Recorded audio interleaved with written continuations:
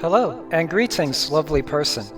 This is RPGmodsFan, and in this video, I will be reviewing and discussing the Dungeons & Dragons module L2, The Assassin's Knot, which was written by Leonard Lakofka and published by TSR in 1983.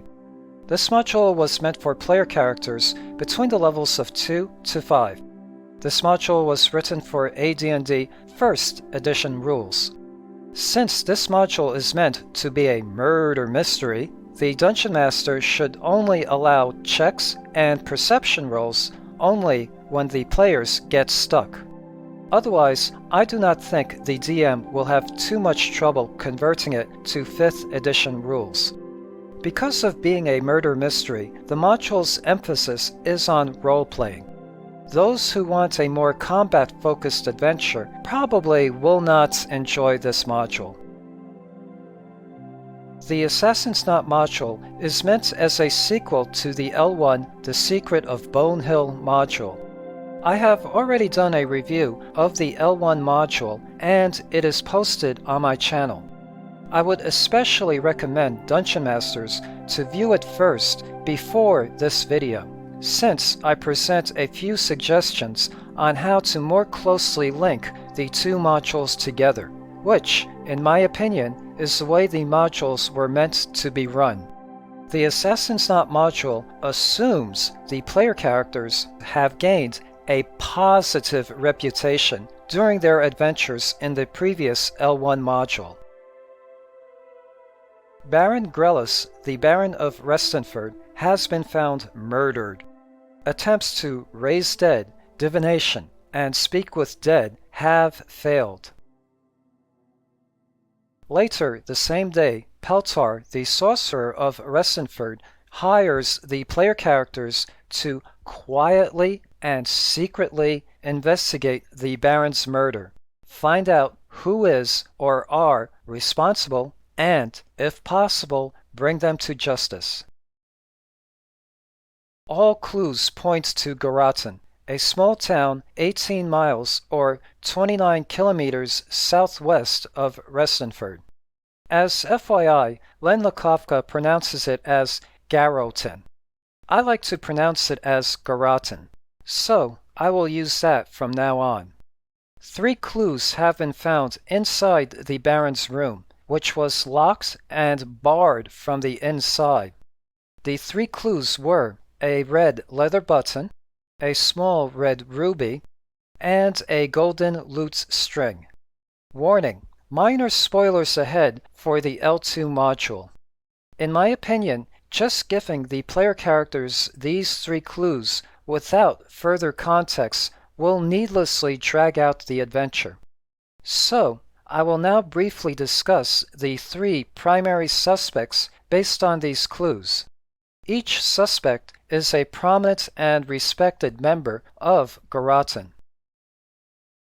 Yesterday night, a man wearing a distinctive red vest with ornate red buttons came into town to buy a few barrels of beer and have them shipped to his inn in Garrotten. A few barrels of beer on the wall, a few barrels of beer, knock one down anyway.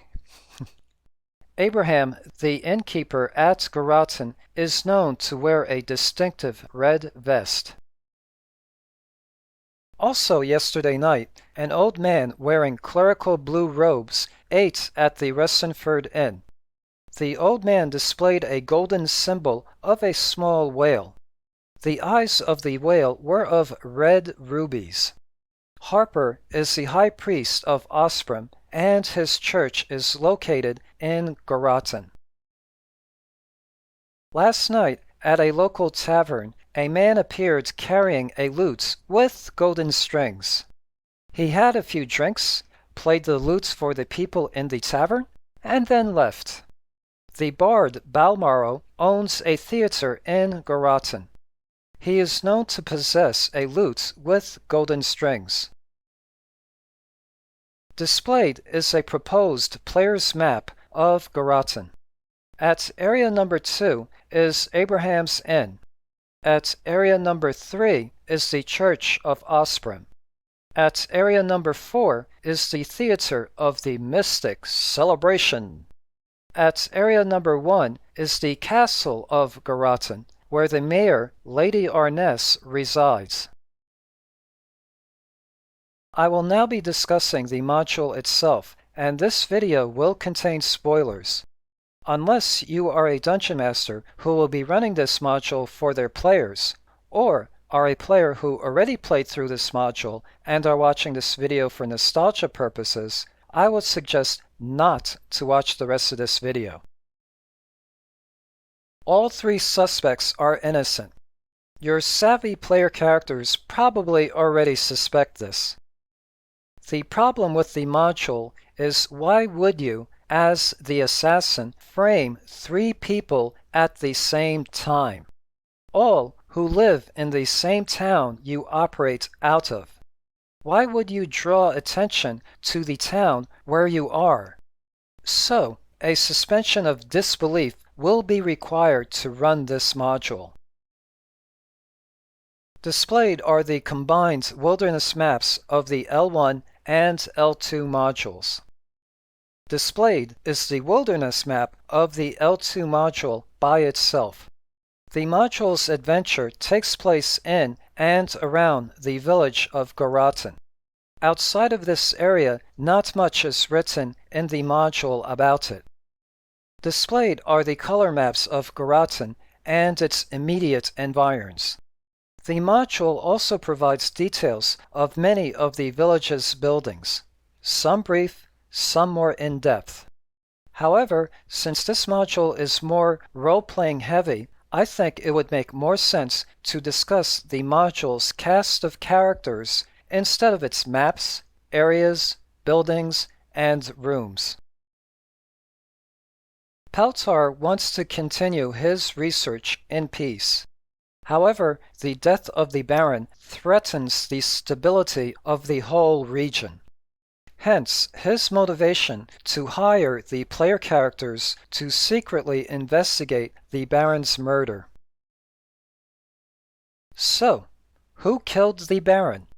It was Tellish, who heads the Assassin's Guild in Garrotten. Tellish is a dual-class 5th level cleric and 6th level assassin. How did he do it?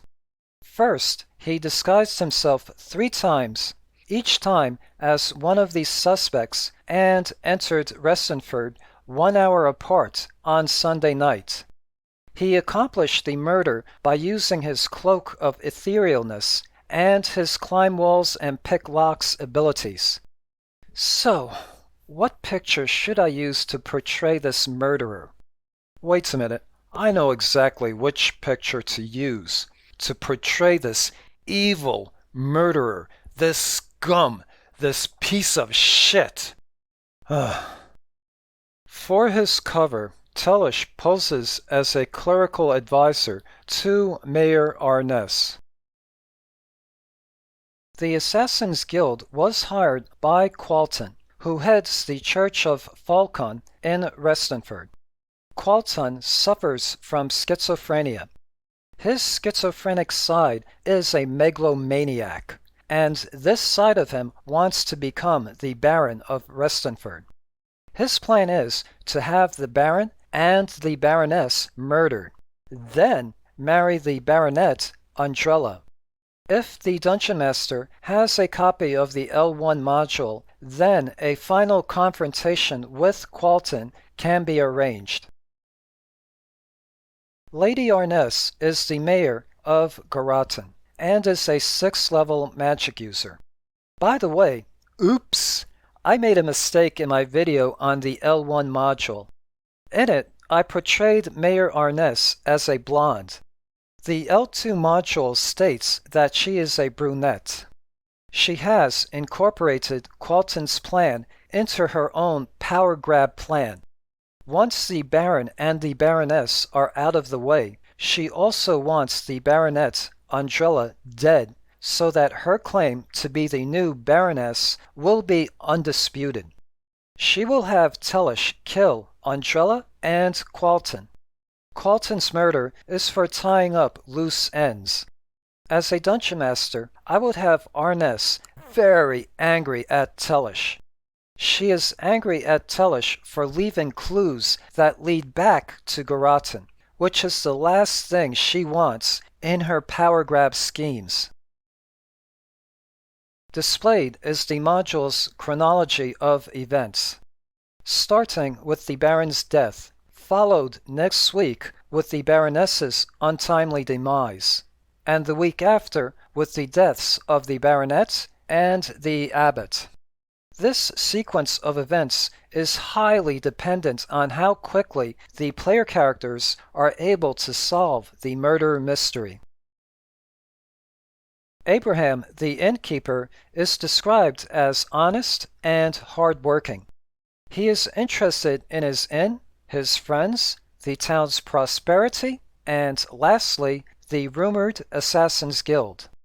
Abraham has 3 close friends: the high priest Harper, the bard and theater owner Balmaro, and the druid Martin.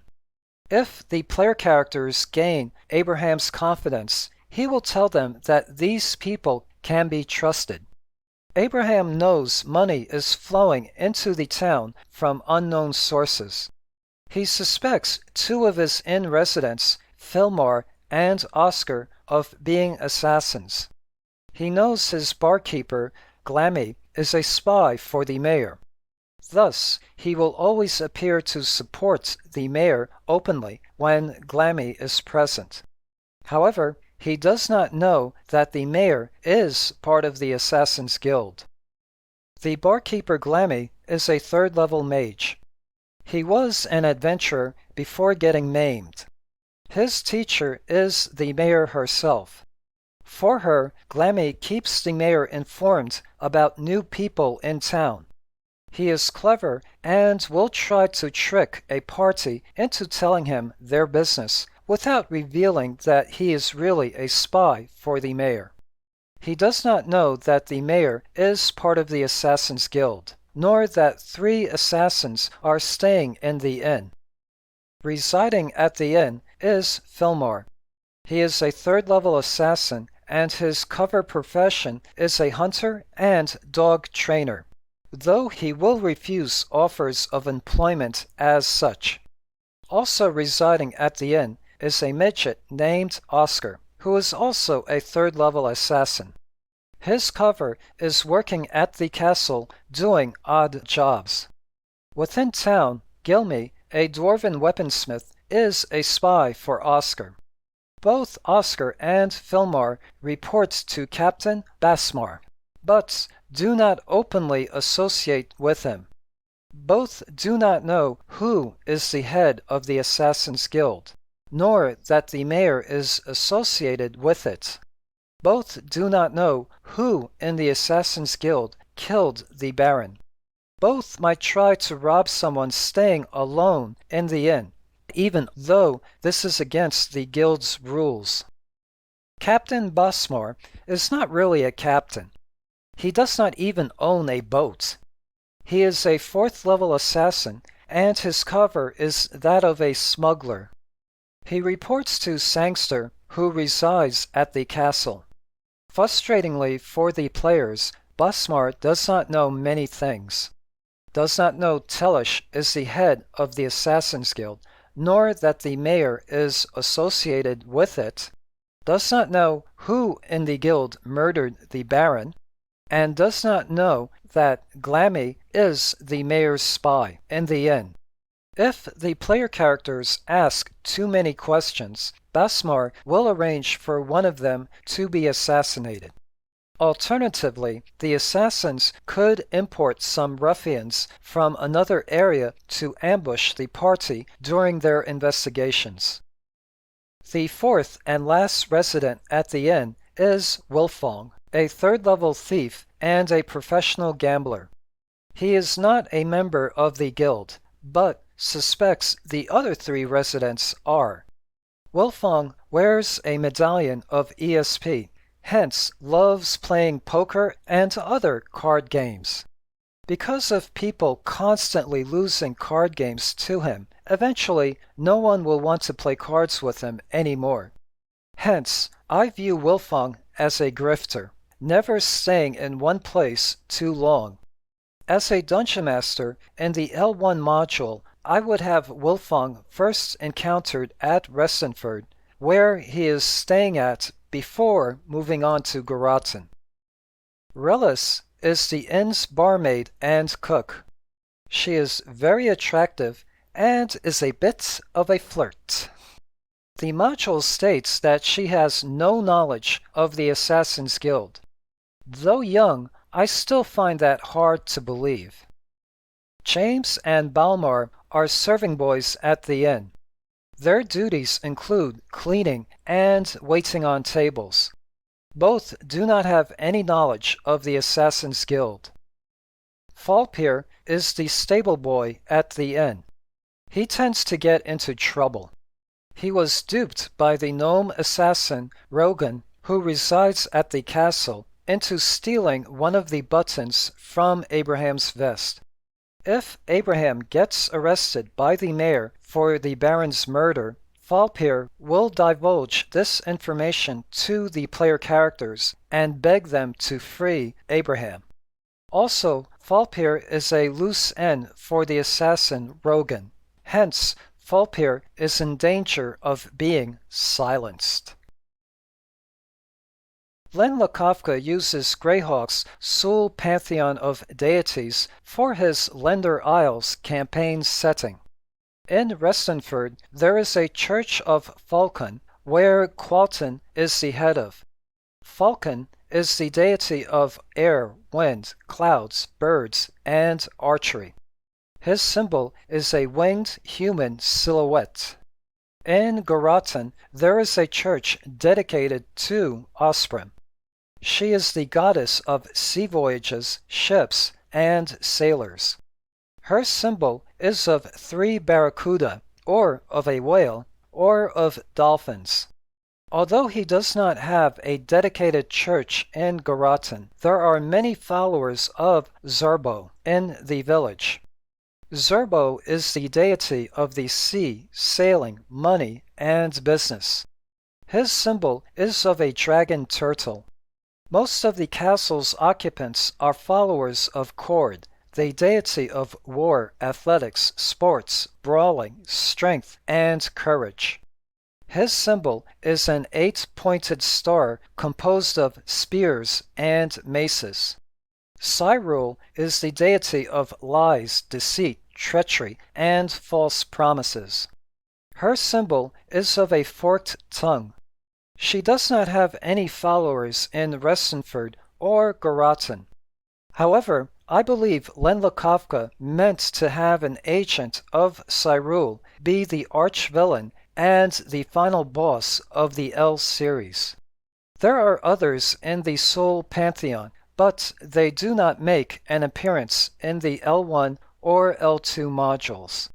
As trivia, Lakofka described the Sul deities in 6 articles from Dragon Magazine, issue number 86, June 1984, to issue number 92, December 1984. Harper, a 9th level cleric, is the high priest of Osprey. He is 71 years old and is senile and eccentric. Harper will cast a spell at a drop of a hat, though he will never actually harm anyone.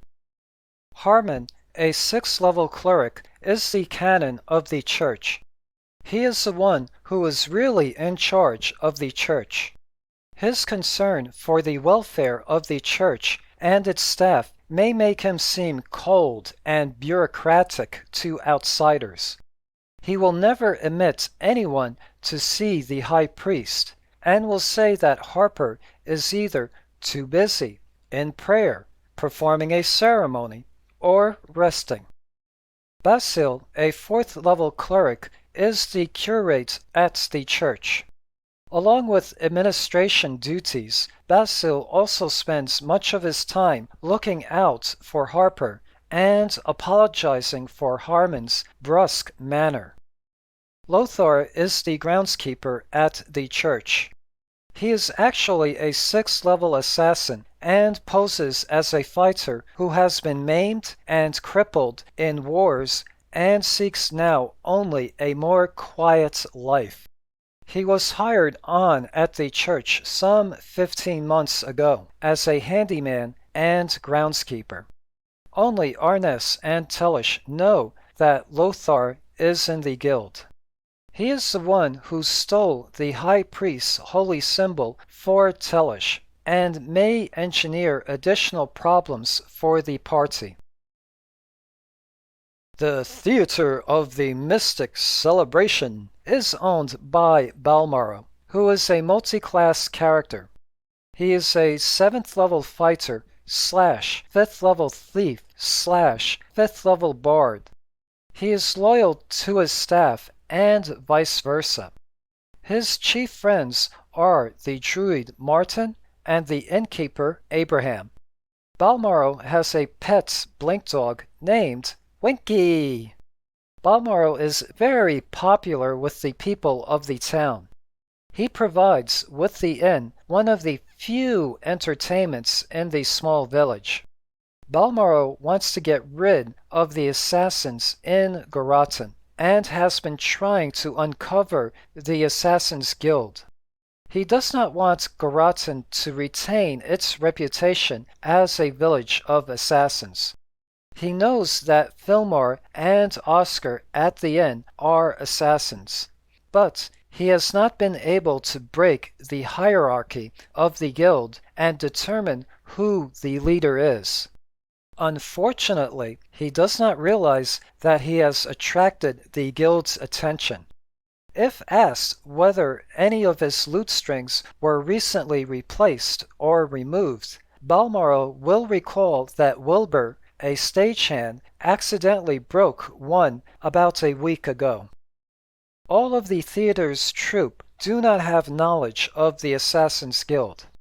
Unknown to Balmaro, Wilbur has fallen in love with Holga, the mayor's apprentice and spy who resides at the castle. She convinced him to get one of Balmaro's golden lute strings for her. Wilbur thinks Holga still has this token of his affection. The mayor's castle has 20 guards of various races, 4 servants, and 6 students. Most are not part of or affiliated with or have knowledge of the Assassin's Guild. I have already discussed Tellish and Arnes. I will now discuss only the significant NPCs residing in the castle. Askew, a male half-orc, is captain of the guard. He is a dual-class 4th level cleric / 5th level fighter. Technically, Askew is second in authority in Garrotten. However, both he and Tellish operate independently. Askew has and teaches 3 clerical students. None of them are affiliated with the guild. Sangster is a 4th level assassin and poses as a fighter. Officially, he reports to Askew, but within the guild, he reports to Tellish. He has 2 students, Rogan and Thomas. Just as a reminder, Captain Basmar at the inn reports to Sangster. Gellius is a 3rd level assassin, reports to Sangster, and poses as a fighter. Rogan is a male gnome 1st level assassin. He poses as a cleanup boy. He is the one who tricked Valpair at the inn into getting a button from Abraham's vest. Holga is Mayor Arnes's apprentice. She is a 1st level mage and goes into town unescorted as a spy for the mayor. Here we have a potential plot hole. Who is the one who told Holga to tell Wilbur, the stagehand, to get the golden lute string? Arnes or Tellish? I want to say Tellish because I do not think Arnes would want clues left at the crime scene that lead back to her own domain. Yes, I know the module states the mayor passed the loot string on to Tellish. But, like I said, it seems stupid to have clues that lead back to the place you are operating out of. My fix for this was having Tellish not think too far ahead and was trying to frame people who he would like to see blamed and eliminated. Anyway, once Holga realizes that the loot string was used in an assassination, she must decide whether to abandon Wilbur or try to convince him to flee Garrotten with her. There are a few colorful characters in the village of Garrotten, who I will now mention. Martin is a third-level druid. He, his wife, their 2 kids, and their war dog named Wolf live on the northern outskirt of the village.